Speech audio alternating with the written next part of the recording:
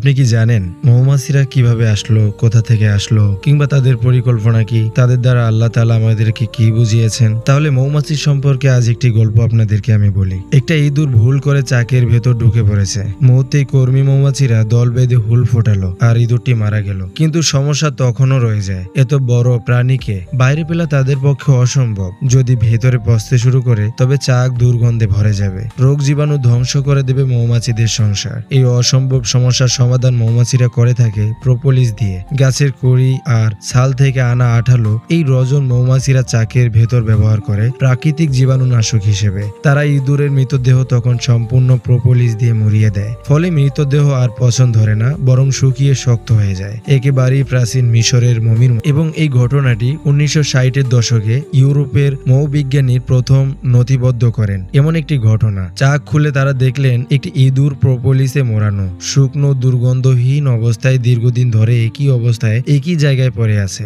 বিজ্ঞানীরা একে নাম দিলেন মমিফিকেশন বাই বিস। গবেষণায় দেখা যায় প্রোপোলিসের থাকা প্লাডবোনেওয়েড ও ফেনলিক যৌগ ব্যাকটেরিয়া ও ফাঙ্গাসের বৃদ্ধি আটকাতে সক্ষম। অর্থাৎ মৌমাছিরা প্রকৃতির নিজস্ব অ্যান্টিসেপটিক ব্যবহার করে নিজেদের সংসারকে বাঁচিয়ে রাখে। আজও মৌচাষীরা মাঝে মাঝে চাকের ভেতর এমন প্রোপোলিসের মোড়ানো ইঁদুর, টিকটিক বা ছোট পাখির মমি খুঁজে পান। এখন প্রশ্ন হচ্ছে, এটা কি নিছকই মৌমাছির বুদ্ধি? কখনোই না। এটা আসলে আল্লাহর এক মহান ব্যবস্থা যা তিনি এই ক্ষুদ্র প্রাণীর ভেতর দান করেছেন। আল্লাহ সুবহানাহু তাআলা তার সৃষ্টির প্রতিটি জিনিসের মাঝে মানুষের জন্য শিক্ষা ও নিদর্শন রেখেছেন। কোরআনে বহুবার আল্লাহ আমাদেরকে প্রকৃতির দিকে তাকাতে বলেছেন, যেন আমরা তার কুদরত, হিকমা ও রহমতের ব্যাপারে চিন্তা করি। মৌমাছিরা হলো এমন এক ক্ষুদ্র প্রাণী যার জীবন দ্বারা কার্যকর্ম ও শৃঙ্খলা দেখে মানুষ বিস্মিত হয়ে যায়। আল্লাহ তাআলা কুরআনুল কারিমে একটি সূরা নামই রেখেছেন সূরা আন-নাহাল, যার অর্থ মৌমাছি। সেখানে আল্লাহ বলেন, তোমার প্রতিপালক মৌমাছির প্রতি ইলহাম করেছেন যে পাহাড়ে, গাছে ও উঁচু চালে তুই ঘর বানিয়ে নেয়, এরপর সব রকম ফল থেকে খেয়ে নেয় এবং তার প্রতিপালকের নির্দেশিত পথ অনুসরণ করে। তাদের পেট থেকে বিভিন্ন বর্ণের পানি বের হয়, যাতে মানুষের জন্য রয়েছে আরোগ্য।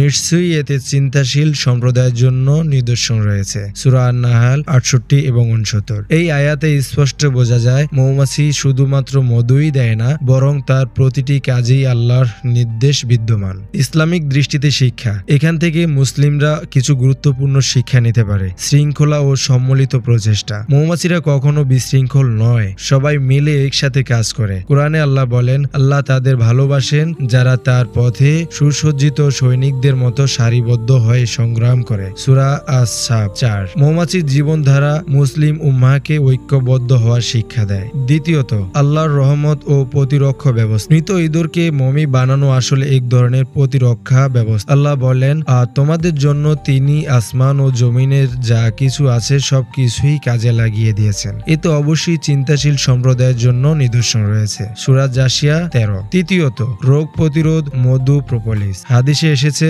রাসূল সাল্লাল্লাহু আলাইহি সাল্লাম বলেছেন, তোমাদের জন্য দুটি জিনিস শেফা আছে, কোরআন এবং মধু। সুনাহ ইবনে মাজাহ হাদিস 3452। বিজ্ঞান আজ প্রমাণ করেছে যে মৌমাছির প্রোপোলিস এমন অ্যান্টিবায়োটিক গুণ আছে যা ব্যাকটেরিয়া ও ভাইরাস প্রতিরোধ করতে পারে। আল্লাহর সৃষ্টির নিদর্শন। যেমন মানুষ হাজার বছর আগে মৃতদেহকে সংরক্ষণ করার জন্য মমি বানিয়েছে, তেমনি এই ক্ষুদ্র মৌমাছি আল্লাহর নির্দেশে সেই কাজ অনেক নিখুঁত ভাবে করে যাচ্ছে। এটি কেবল বৈজ্ঞানিক ঘটনা নয়, বরং আল্লাহর অস্তিত্ব ও তার ক্ষমতার একটি বড় নিদর্শন। আল্লাহ বলেন, পৃথিবীতে এবং তোমাদের নিজেদেরই মধ্যে অসংখ্য নিদর্শন রয়েছে, তবুও কি তোমরা দেখবে না? সূরা আজ-জারিয়াত 20-21। আমাদের করণীয়। মৌমাছির জীবন থেকে শিক্ষা নিয়ে আমাদেরকে সমাজে ঐক্যবদ্ধ হয়ে কাজ করতে হবে। আমরা আল্লাহর সৃষ্টির মধ্যে গভীরভাবে চিন্তা করব এবং তার কুদরতকে স্বীকার করব। কোরআনের নির্দেশ অনুযায়ী মধুকে ব্যবহার করব রোগ নিরাময়ের জন্য, যেভাবে নবী সাল্লাল্লাহু আলাইহি সাল্লাম আমাদের শিখিয়েছেন।